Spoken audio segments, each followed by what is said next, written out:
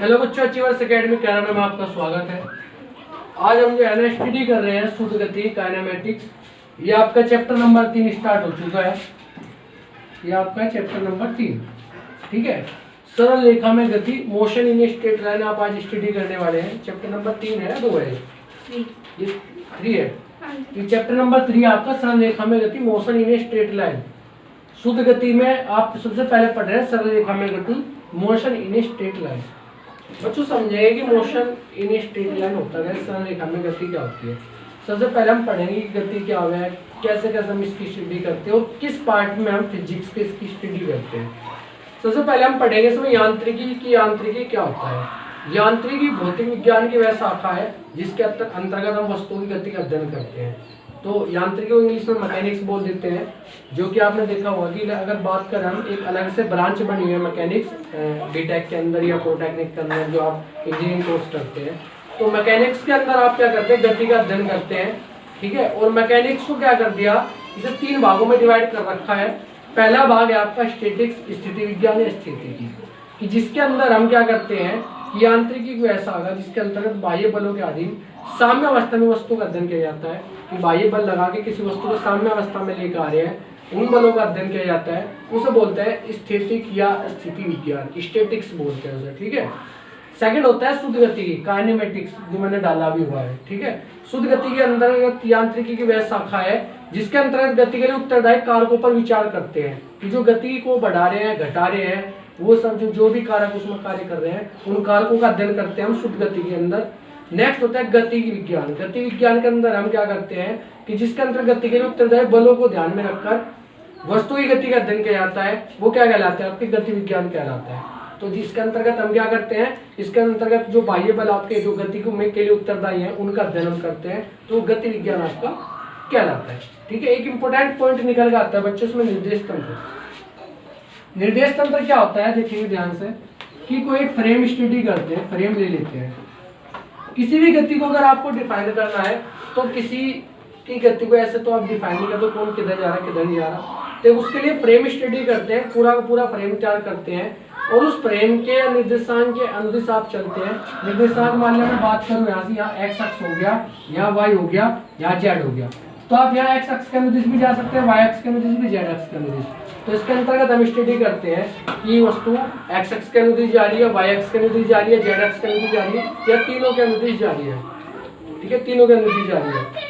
तो अगर हम किसी बिंदु की स्थिति को स्पष्ट करने वाले हैं, तो निर्देश तंत्र हम किससे कह देंगे बच्चा, कि किसी बिंदु की स्थिति को स्पष्ट करने के लिए हमें एक संदर्भ बिंदु की तथा अक्षों के एक समुच्चय की आवश्यकता होती है। हमें क्या की आवश्यकता होगी, एक संदर्भ बिंदु की तथा एक अक्षों के समुच्चय की जरूरत होगी, जो अक्ष मैंने आपको दिखाया एक्स वाई जेड। संदर्भ बिंदु, इस बिंदु को बोल देते हैं मूल बिंदु, या फिर जो भी आप बिंदु इसमें कंसिडर कर रहे हैं। तो मैं कह सकता हूँ कि किसी बिंदु की स्थिति को प्रकट करने के लिए हमें क्या जरूरत पड़ रही है, तो संदर्भ बिंदु की, और दूसरी पड़ रही है ये अक्षों का समुच्चय। तो संदर्भ बिंदु तथा अक्षों का समुच्चय की जरूरत होती है, ठीक है। संदर्भ बिंदु जैसे मैं आपको बता रहा है कि कोई वस्तु कहां से चलना शुरू करेगी, मूल बिंदु, इसे मूल बिंदु कहते हैं, ठीक है। तो अगर हम कहें कि घड़ी सहित किसी निर्देशांक निकाय को निर्देश तंत्र कहते हैं। घड़ी सहित अर्थात हमें टाइम भी मेजर करना है यहाँ से, कि कोई वस्तु कितने समय में कितने एक्स अक्ष पे कितना जा रही है, वाई अक्ष पे कितना जा रही है, जेड अक्ष पे कितना जा रही है, वो भी हमें यहाँ मापना होता है। तो उसके लिए हम एक घड़ी यूज करते हैं, ठीक है। तो एक संदर्भ बिंदु, अक्षों के एक समुच्चय तथा उससे संबंधित घड़ी का निकाय निर्देश तंत्र कहलाता है। मैं लिख दूं यहाँ से कि 3 चीजें हम ले रहे हैं। एक तो ले रहे हैं संदर्भ बिंदु, एक तो हो गया संदर्भ बिंदु, एक हो गया समुच्चय का निकाय, समुच्चय का निकाय, तीसरा हो गया घड़ी। तो इन तीनों का जो समूह है वो कहलाता है आपका निर्देशांक, ये सॉरी निर्देश फ्रेम बोल रहे हैं, हम इसे निर्देश तंत्र बोल रहे हैं। इसे क्या कहते हैं, निर्देश तंत्र।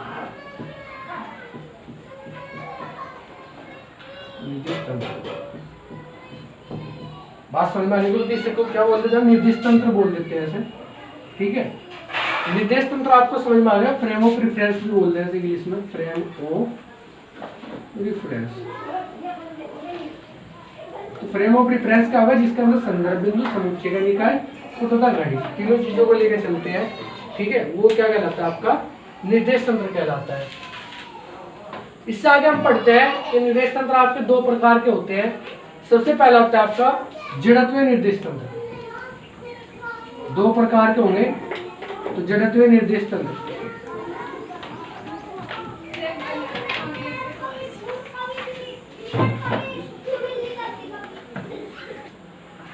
तो बच्चे इसमें स्टडी करते हैं। सबसे पहले जड़त्वीय निर्देश तंत्र, वे निर्देश तंत्र जिसमें न्यूटन के गति विषयक नियमों का पालन होता है, जड़त्वीय निर्देश तंत्र कहलाता है। अर्थात इसके अंदर क्या होता है, न्यूटन के गति विषयक नियमों का पालन होता है।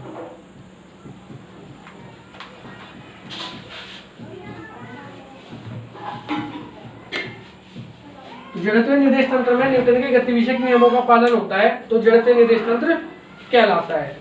अर्थात ये निर्देश तंत्र या तो स्थिर रहते हैं या एक समान वेग से गति करते रहते हैं, ठीक है। अर्थात इनमें त्वरण शून्य होता है, और जबकि आरोपित नेट बल कितना हो जाएगा, आपका 0 हो जाएगा। ये आपने पढ़ा भी होगा कि भाई न्यूटन के गति विषयक नियमों का पालन होता है। अर्थात कोई वस्तु अगर स्थिर है तो स्थिर बनी रहेगी, एक समान वेग से गति करेगी तो गति करती रहेगी, और या त्वरण का मान कितना हो जाएगा, आपका 0 हो जाएगा। और F बराबर M में पढ़ रखा, तो F बराबर क्या हो जाएगा, आपका 0 हो जाएगा इसमें, ठीक है, इस वाले तंत्र में।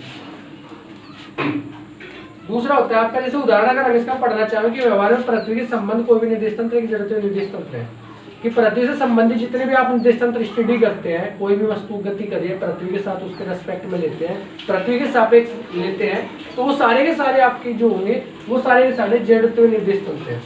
दूसरा होता है अजड़त्वीय निर्देश तंत्र। तो अजड़त्वीय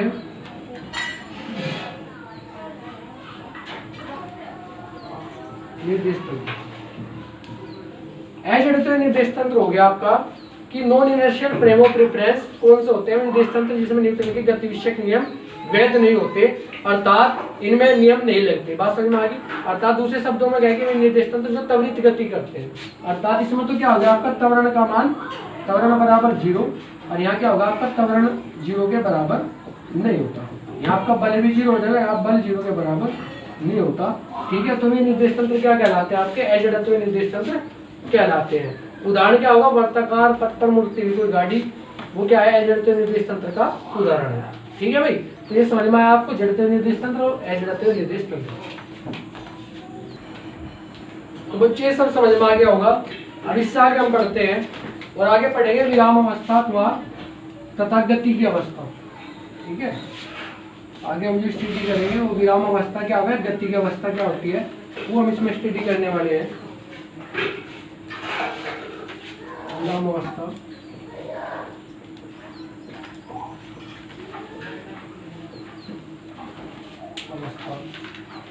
तथा गति की अवस्था, इनके बारे में अब हमें स्टडी करनी है। सबसे पहले हम पढ़ते हैं इसमें विराम अवस्था। विराम अवस्था क्या होगी, विराम अवस्था क्या होती है, ठीक है भाई। तो विराम अवस्था अगर किसी वस्तु की स्थिति किसी निश्चित संदर्भ बिंदु के सापेक्ष समय के साथ परिवर्तित नहीं होती है। दोबारा बोल रहा हूँ, ध्यान से सुनेंगे कि जब किसी वस्तु की स्थिति संदर्भ बिंदु के सापेक्ष या संदर्भ बिंदु के सापेक्ष समय के साथ परिवर्तित नहीं होती है, तो वह वस्तु विराम अवस्था में कहलाती है। तो 2 पॉइंट मैंने आपको यहाँ बताए कि जब किसी वस्तु की स्थिति संदर्भ बिंदु के सापेक्ष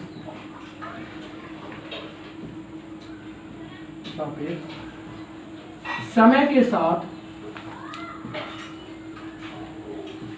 परिवर्तित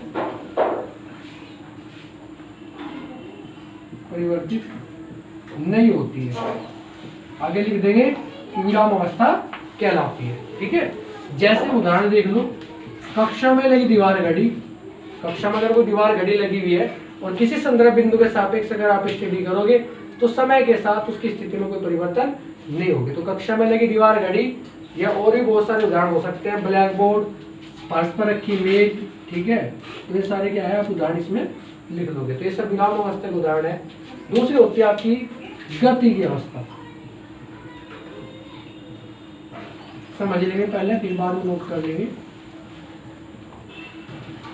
गति की अवस्था कि जब किसी वस्तु की स्थिति संदर्भ बिंदु के सापेक्ष समय के साथ परिवर्तित होती है तो वह वस्तु गति की अवस्था में होती है। तो हमें क्या चेंज करना कि जब किसी वस्तु की स्थिति संदर्भ बिंदु के सापेक्ष समय के साथ परिवर्तित नहीं को हटा देंगे होती है, तो क्या हो जाएगा आपका, वो हो जाएगा आपका गति की अवस्था। उदाहरण जैसे एक गतिमान हवाई जहाज आपका गति कर रहा है, उड़ता हुए चिड़िया, उड़ती पतंग, ठीक है, ये सारे क्या है आपके, ये गति की अवस्था के उदाहरण है। ठीक है बच्चे, तो उसके बाद जब आप ये स्टडी कर लोगे, अब इसके बाद हम स्टडी करेंगे गति के प्रकार को। अब इससे आगे स्टडी करते हैं बच्चे गति के प्रकार। गति के प्रकार, गति के प्रकार, टाइप्स ऑफ मोशन।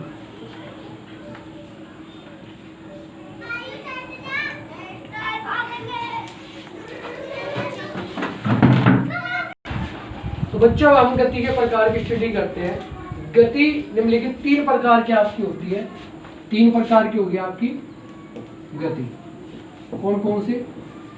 नंबर 1 होता है आपका स्थानांतरित गति।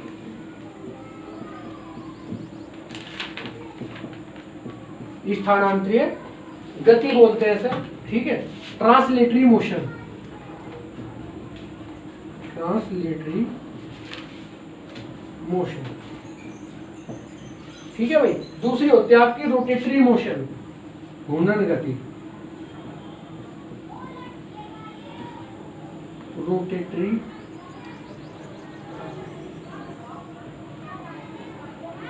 मोशन, ठीक है भाई।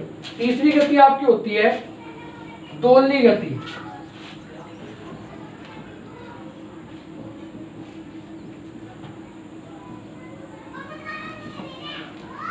ओसिलेटरी मोशन, दोलनी गति बोलते हैं। तो 3 प्रकार की आपकी गति होती है। सबसे पहला हम स्टडी करते हैं कि स्थानांतरित गति क्या होती है। तो जब कोई वस्तु जो बिंदुवत द्रव्य नहीं है, अर्थात तो पॉइंट पॉइंट में डिवाइड नहीं है, बिंदुवत द्रव्य अगर मैं आपको बताऊं कि क्या होगा कि यदि किसी वस्तु का आकार उसके द्वारा तय की गई दूरी की तुलना में बहुत छोटा है, तब वस्तु गति का अध्ययन करते समय उसे बिंदुवत द्रव्य लेते हैं। भाई मान लिया एक छोटा सा बिंदु है और वो बहुत ज्यादा दूरी तय कर रहा है, ठीक है।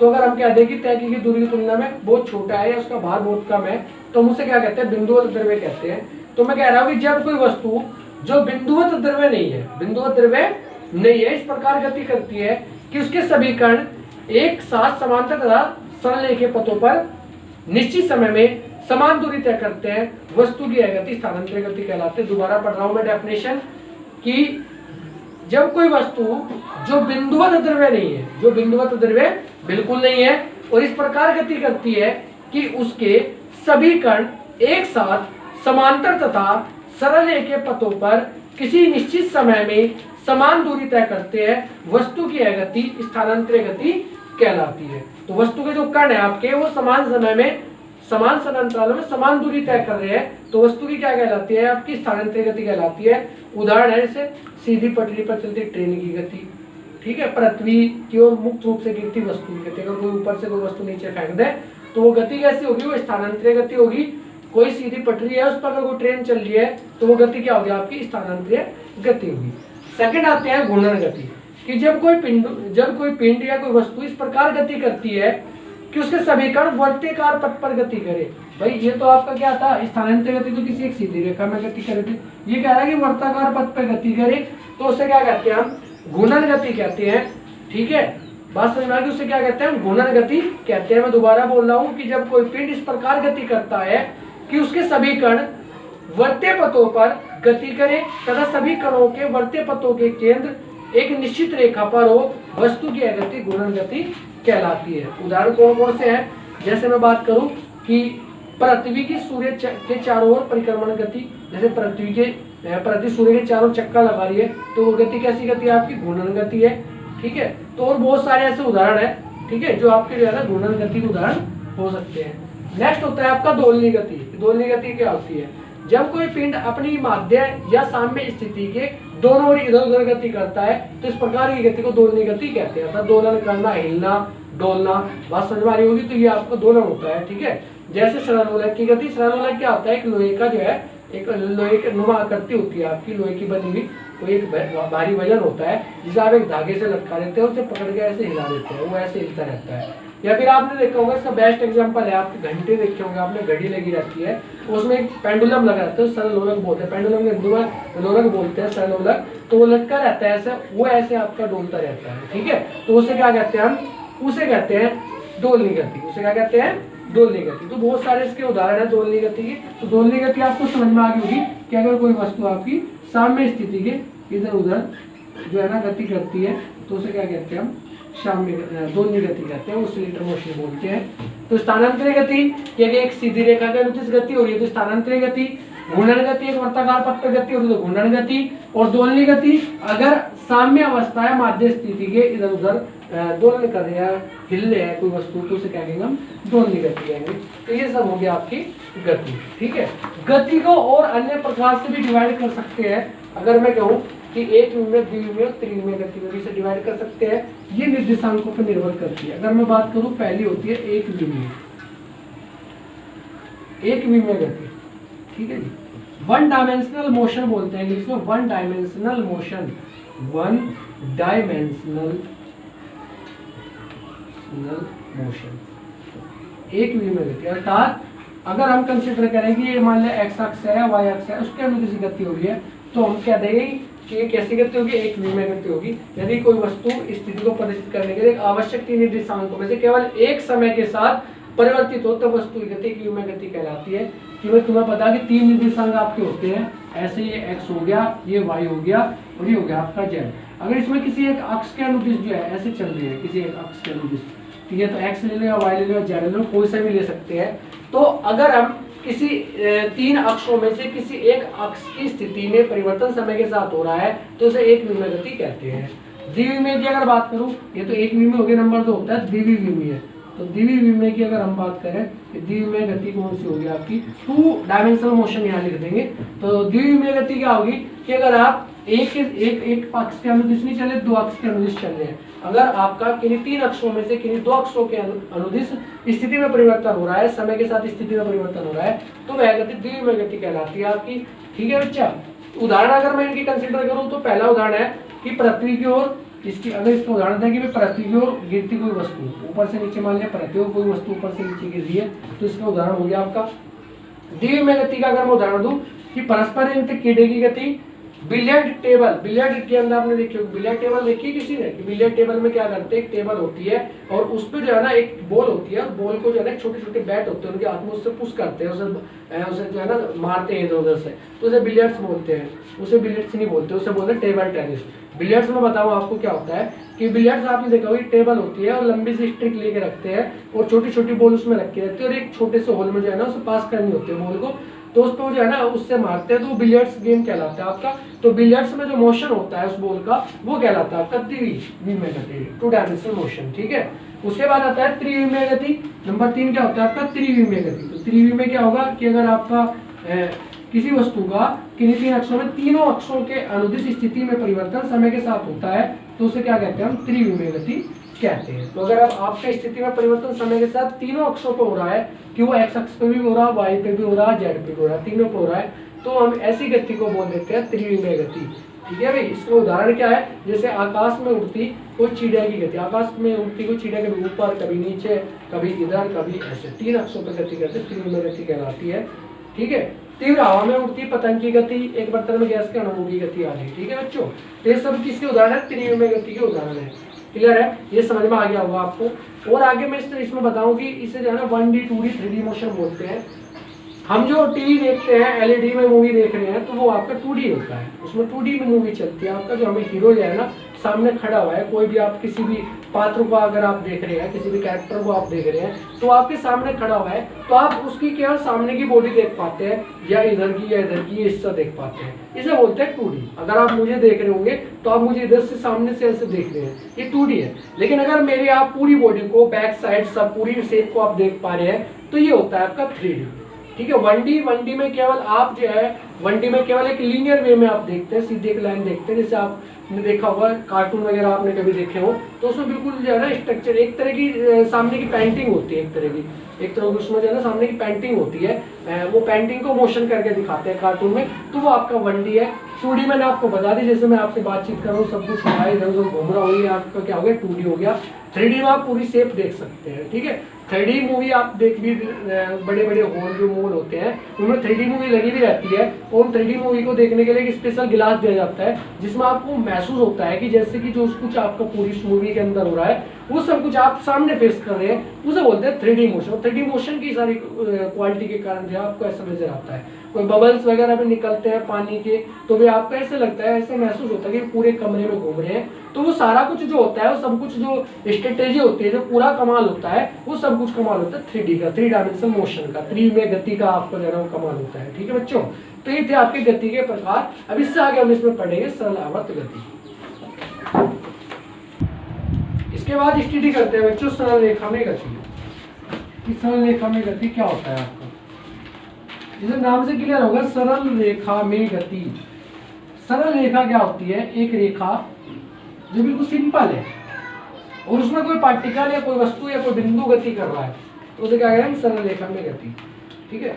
सरल रेखा एक में गति, एक सरलतम गति है। एक में गति जैसे आपको बता दें कैसी है, एक सरलतम गति है जिसमें गतिमान बिंदुवत वस्तु प्रत्येक अक्षर पर एक निश्चित स्थिति प्राप्त कर लेती है। प्रत्येक समय में क्या करेगी, एक निश्चित स्थिति को प्राप्त कर लेगी कोई वस्तु की सरल रेखा गति में एक स्वच्छ मूल बिंदु के सापेक्ष स्थिति x को संगत समय t के फलन के रूप में व्यक्त कर सकते हैं गणितीय रूप में।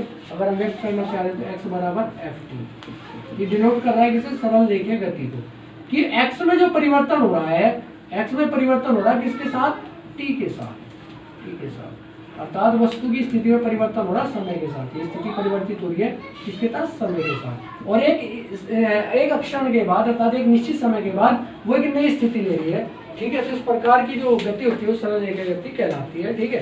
इसे आप जो है ना समझना चाहो तो ऐसे भी समझ सकते हैं, कोई खास इतनी डेफिनेशन इसकी नहीं है, ठीक है। तो आगे हम पढ़ते हैं स्थिति का मापन, स्थिति का मेजरमेंट और पोजीशन को मेजर कैसे करते हैं। तो मैंने बताया कि इसे मेजर करने के लिए क्या करेंगे बता नहीं, लेकिन अभी बता रहा हूँ आपको कि मूल बिंदु, दिशा और मात्रक तीनों चीज इंपॉर्टेंट है, कि जहाँ से आप चल रहे हैं वो बिंदु इंपॉर्टेंट है कि मूल बिंदु से चले, ठीक है। वो बिंदु आपका जो है ना मूल बिंदु कहलाता है, जहाँ से चलना शुरू करते हैं, ठीक है। दूसरी होती है दिशा की दाईं ओर की दिशा धनात्मक और बाईं ओर की दिशा हमेशा ऋणात्मक लेते हैं, क्योंकि आपने पढ़ रखा होगा ये आपका x हो गया, ये x हो गया, ये y हो गया, ऊपर के कैसे धनात्मक, ये वाला धनात्मक, ये ऋणात्मक, ये ऋणात्मक, ठीक है। तो हमेशा इधर के धनात्मक लिखते हैं, उधर के ऋणात्मक, ये दिशा ज्ञान होता है आपका, ठीक है। दिशा ध्यान रखें हमेशा कि अगर आप दाईं ओर चल रहे हैं तो हमेशा धनात्मक लेंगे, और बाईं ओर लेंगे तो ऋणात्मक। मात्रक की तय की दूरी जो है वो उसकी लंबाई का वो मात्रक लिखना जरूरी है, वो भी हम यूज करेंगे इसमें, कि मीटर में चल रहा है, सेंटीमीटर में चल रहा है, किलोमीटर में चल रहा है, ठीक है। आगे अगर हम बात करें समय के मापन में तो उसमें मूल बिंदु लेना पड़ेगा, दिशा लेने पड़ेंगे, मात्रक लेने पड़ेंगे, ठीक है। खैर हम इनके बारे में स्टडी नहीं करते, और मेन पॉइंट पे आप क्या जाते हैं, नेक्स्ट होता है आपका अदिश और सदिश राशि। ये पढ़नी आपको जरूरी है, पता होना चाहिए अदिश और सदिश राशि कौन सी होती है। सबसे पहले बात करते हैं अदिश राशि।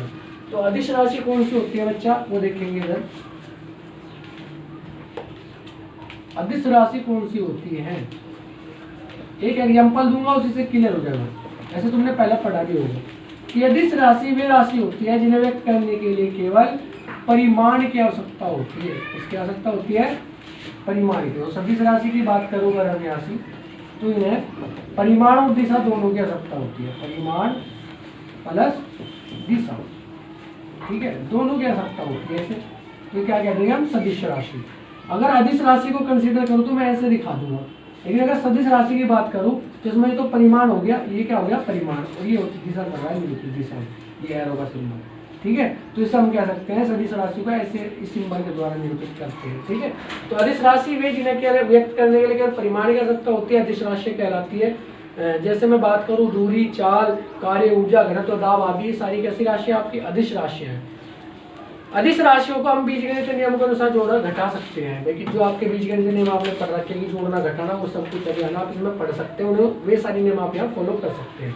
लेकिन अगर बात करें सदिश राशि को जोड़ने घटाने में तो वहाँ बीजगणितीय नियम आपके फॉलो नहीं होते, उनके अपने एक नियम होते हैं जो आपको पढ़ाए जाएंगे, जो आपको चैप्टर कराया जाएगा तो उसमें पढ़ा दिए जाएंगे, ठीक है। एक तो छोटा सा जो है ना मैंने कंसिडर करा दूं आपको कि अदिश सदिश राशि को कैसे डिफाइन करते हैं। कि मान लो मुझे क्या आएगा कि भाई तुम्हें 10 किलोमीटर जाना है, तो ये क्या हो गया आपका, ये आपकी दूरी होगी, ये कि आपका ये आपका विस्थापन नहीं होगा। समझेंगे कि भाई 10 किलोमीटर जाना है, कोई दिशा ज्ञान है ही नहीं, केवल ये कह दिया कि भाई 10 किलोमीटर जाना है, केवल परिमाण आपको दे रखा है, तो राशि होगी अदिश। लेकिन अगर आपको दिशा दे दी, आपको पूर्व की ओर 10 किलोमीटर जाना है या पश्चिम की ओर 10 किलोमीटर जाना है, तो वो राशि आपकी हो जाएगी सदिश राशि। कैसी राशि हो जाएगी? सदिश राशि। तो बच्चों ये है आपकी अदिश और सदिश राशियां। तो अदिश के मैंने आपको उदाहरण बताया, जैसे दूरी, चाल, कार्य ऊर्जा घनत्व आदि। दूरी, चाल, कार्य ऊर्जा घनत्व आदि बहुत सारी और होती है, ठीक है। सदिश राशियां कौन सी? जैसे विस्थापन, वेग, त्वरण, ठीक है, बल, ये कैसी राशि होती है आपकी? सारी की सारी सदिश राशियां होती है। इन्हें हम सदिश रूप में स्टडी करते हैं, पढ़ते हैं, ठीक है। ठीक है बच्चों, तो समझ में आया होगा, आपको क्लियर हो गया होगा। तो बच्चों आपको बड़ा अच्छा समझ में आ गया होगा, क्लियर हो गया होगा। आज की वीडियो में आपको बड़ा मजा आया होगा, कि बेसिक आपको बिल्कुल करा गया गति के बारे में, ठीक है। अच्छी तरह से समझ में आ रहा होगा। वीडियो को लाइक करें, चैनल को सब्सक्राइब करें, शेयर करें, ठीक है, और अच्छे से वो कमेंट डालें जैसे भी आपको वीडियो लग रही है, ठीक है जी। Thank you.